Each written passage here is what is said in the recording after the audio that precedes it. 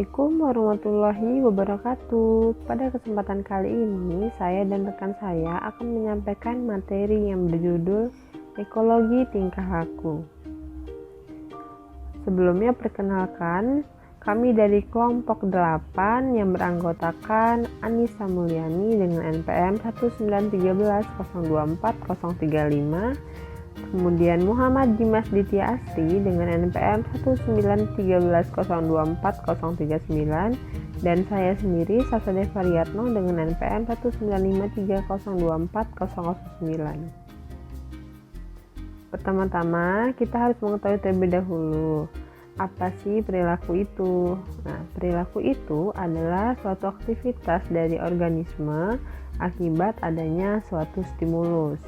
Faktor lingkungan fisik dan biologi secara bersama-sama membentuk variasi corak lingkungan yang luas. Lingkungan yang optimum bagi suatu organisme adalah tempat yang cocok secara fisik dan tersedianya makanan yang cukup serta relatif kurangnya bahaya yang mengancam. Kemudian, adaptasi makhluk hidup dengan lingkungan itu dibagi menjadi 3. Yang pertama yaitu ada adaptasi fisiologi. Nah, adaptasi fisiologi ini merupakan penyesuaian kemampuan fisiologi makhluk hidup dalam menghadapi perubahan kondisi lingkungan. Kemudian yang kedua yaitu adaptasi tingkah laku. Nah, adaptasi tingkah laku ini antara lain mimikri, hibernasi, autotomi, dan estivasi. Kemudian yang ketiga yaitu adaptasi morfologi. Adaptasi morfologi ini merupakan perpaduan antara adaptasi fisiologis dan adaptasi tingkah laku yang berkaitan dengan fungsi, yaitu penyesuaian bentuk tubuh untuk kelangsungan hidup. Selanjutnya, untuk adaptasi tingkah laku dan materi selanjutnya akan disampaikan oleh rekan saya. Baik, berikutnya saya Anissa Mulyani, NPM 19130240035 akan menyampaikan materi mengenai adaptasi tingkah laku. Yang pertama yaitu mimikri. Mimikri adalah teknik manipulasi warna kulit pada binatang seperti misalnya bunglon yang dapat berubah-ubah sesuai warna benda di sekitarnya agar dapat mengelabui binatang predator atau pemangsa sehingga sulit mendeteksi keberadaan bunglon untuk dimangsa. Jika bunglon dekat dengan dedaunan hijau, maka dia akan berubah warna kulit menjadi hijau. Dan jika dekat batang pohon warna coklat, dia juga ikut ganti warna menjadi coklat dan lain sebagainya. Kemudian hibernasi. Hibernasi adalah teknik bertahan hidup pada lingkungan yang keras dengan cara tidur menonaktifkan dirinya atau disebut juga dengan dorman. Hibernasi bisa berlangsung lama secara berbulan-bulan, seperti beruang pada musim dingin. Hibernasi biasanya membutuhkan energi yang sedikit, karena selama masa itu, binatang yang berhibernasi akan memiliki suhu tubuh yang rendah, detak jantung yang lambat, pernapasan yang lambat, dan lain-lain. Binatang tersebut akan kembali aktif atau bangun setelah masa sulit terlewati. Contoh hewan yang berhibernasi yaitu seperti ular, ikan, beruang, kura-kura, bengkurang, dan lain-lain. Kemudian, adaptasi tingkah laku selanjutnya yaitu autotomi. Seperti yang telah kita pelajari sedari sekolah dasar, autotomi adalah teknik bertahan hidup dengan cara mengorbankan salah satu bagian tubuh. Contoh autotomi yaitu pada cicak yang biasanya hidup di dinding rumah, pohon, dan lain-lain.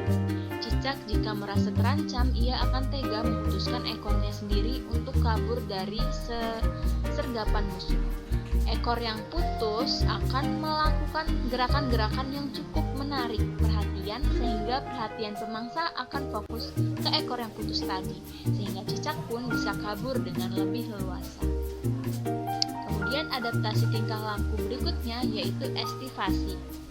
Estivasi adalah menonaktifkan diri atau dorman pada saat kondisi lingkungan tidak bersahabat. Bedanya dengan hibernasi adalah di mana pada estivasi ini dilakukan pada masa musim panas dengan suhu udara yang panas dan kering. Hewan-hewan seperti kelelawar, tupai, lemur, kerdil, dan lain-lain akan mengestivasi diri di tempat yang aman dan terlindungi.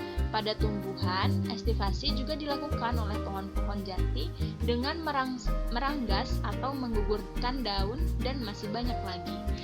Kemudian materi berikutnya akan disampaikan oleh rekan saya. Baiklah, saya akan membagikan materi tentang kelompok kami, yaitu pola-pola perilaku hewan. Pola-pola perilaku hewan ada beberapa. Yang pertama, perilaku reproduksi. Nah, perilaku reproduksi ini kebanyakan hewan harus menemukan pasangan agar mampu bereproduksi. Pada banyak kasus, satu individu hewan, pada umumnya jantan, mencoba untuk berperilaku atraktif untuk menarik lawan jenisnya. Selanjutnya adalah perilaku teritorial, yaitu kawasan atau teritoria. Digunakan untuk berbagai keperluan, termasuk untuk makanan, kawin, dan keamanan. Pemilik kawasan pada umumnya mencoba untuk mengusir individu lain yang memasuki kawasannya. Selanjutnya adalah perilaku makan. Nah, untuk perilaku makan, hewan merupakan makhluk hidup generalis yang memakan banyak jenis tipe makanan. Contohnya pada gambar ini, yaitu oposum yang memakan berbagai jenis serangga serta buah-buahan. Selanjutnya adalah perilaku komunikasi. Perilaku komunikasi memegang peranan penting bagi hewan. Di samping komunikasi menggunakan tanda atau sinyal, serta suara. Beberapa jenis hewan melakukan komunikasi dengan menggunakan bahan-bahan kimia. Contohnya pada ngengat yang menggunakan ferofom pada saat akan kawin yang dilepaskan ke udara oleh ngengat betina. Selanjutnya adalah perilaku bertahan.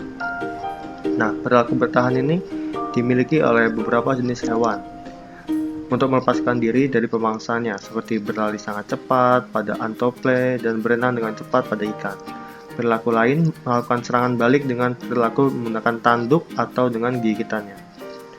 Beberapa hewan melakukan perilaku dengan menakut-nakuti sehingga predator berpikir bahwa dengan memakannya akan berisiko terkena gigitan atau yang lainnya. Contohnya rakun misalnya. Dia akan memperlihatkan gigi-giginya yang tajam ketika didekati oleh predator. Untuk selanjutnya adalah perilaku migrasi. Contohnya adalah perjalanan migrasi itu adalah perjalanan sekelompok hewan dengan jarak yang jauh. Nah, contohnya adalah burung-burung dari daratan Australia terbang jauh dengan melintasi lautan. Angsa dan bebek terbang jauh dari Kanada ke Amerika Serikat dengan tujuan pergerakannya untuk menghindari kondisi lingkungan yang sangat tidak menguntungkan bagi kelangsungan hidupnya dan populasinya untuk kegiatan bereproduksi, seperti itu contohnya. Dan selanjutnya adalah ikan salmon. Nah, ikan salmon ini akan bermigrasi dari Samudra Pasifik atau Samudra Atlantik ke sungai-sungai tempat mereka dilahirkan. Ikan salmon dilahirkan di sungai. Setelah remaja, ikan salmon akan melakukan perjalanan jauh menuju laut dan hidup di sana. Setelah sekian lama berada di laut, ikan salmon yang sudah dewasa dan siap bertelur akan kembali ke tempat kelahirannya. Baiklah, sekian presentasi dari kami. Kami ucapkan terima kasih. Baiklah, sekian presentasi dari kelompok kami. Atas perhatiannya kami ucapkan terima kasih.